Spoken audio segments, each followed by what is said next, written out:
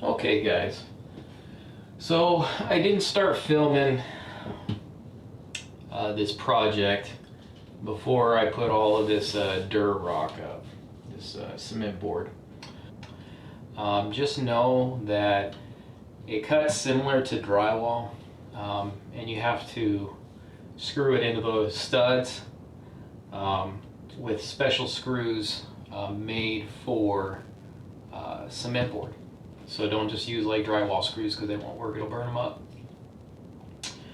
So what we're going to do today is all these seams, we're going to tape them, and then we're going to use mortar to fill them up. So it's very similar to drywall. With drywall, you use tape and some joint compound to smooth it out. We're going to use mortar and tape. One thing that you need to look out for the tape is you need to get some sort of tape that is alkali resistant. The cement in the mortar has a lot of alkali in it, and it can break down plastics and papers. So a company called Fiber Tape, and there's others too, they make their tape out of fiberglass, and it's like a mesh, and it's got an adhesive on one side. Alright guys, we're gonna mix up some thin set.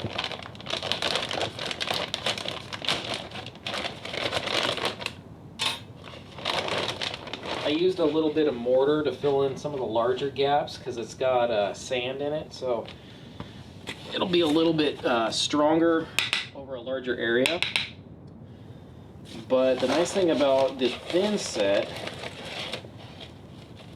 or this is called porcelain tile mortar, the nice thing about this is that it uses like rock dust instead of sand, so the particulates are much smaller, and it should be able to squeeze into those tight spaces.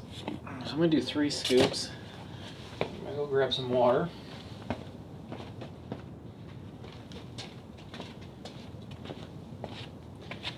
Alright.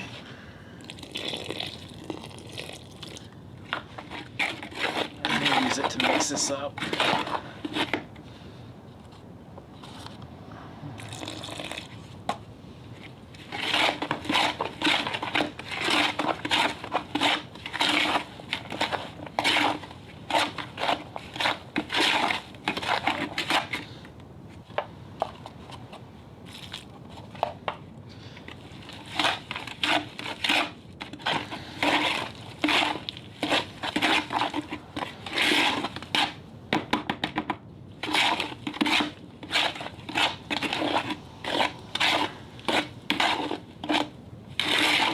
Kind of scrape in the sides and the bottom as you go. That's why I like this tool, because it's square all the way around, so it can kind of, and it's thin, you can kind of like scrape everything out.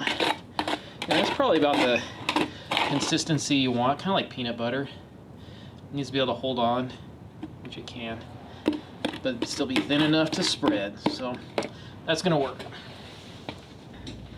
So you can see up here where I put in the mortar, and thin set would have been fine too.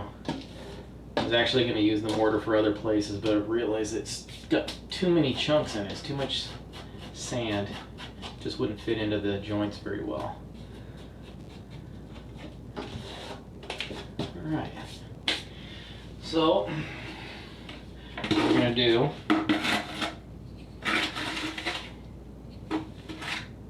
get a little bit on at a time. And this is a mess, so put a board down or something underneath where you're working, so when it drops, it doesn't get on anything important, like your new shower pan.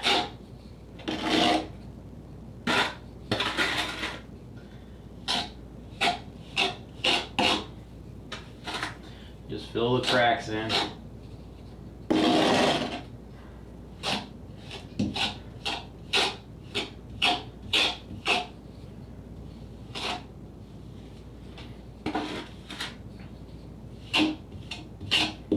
Okay, once you get it filled in, what you're gonna do is put this this tape over it, right? And embed it in there. So we're going to press that in.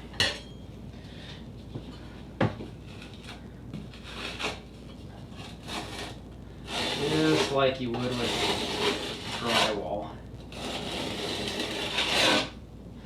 Start in the middle, kind of hold it and work your way to the outside. It keeps you from dragging your tape around. Keeps you from dragging your tape around.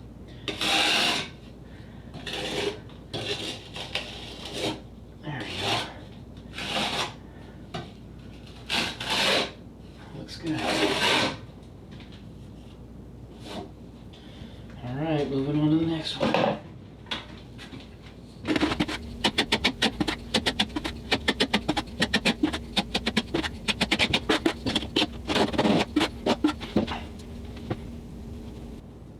Embed your tape in.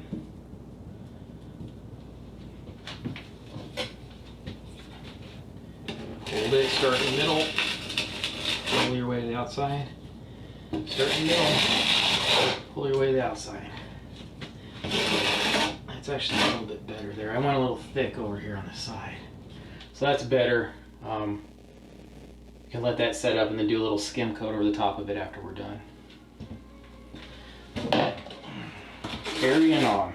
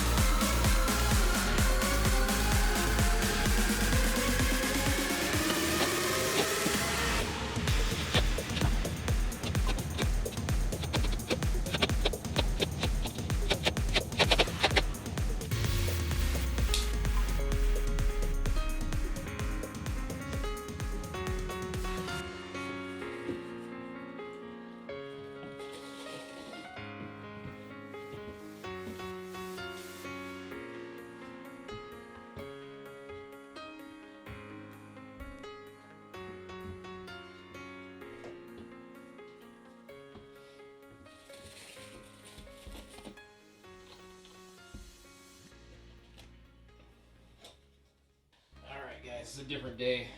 I'm using a pallet this time because that bucket was a pain in the butt. So this is nice, it's nice and flat.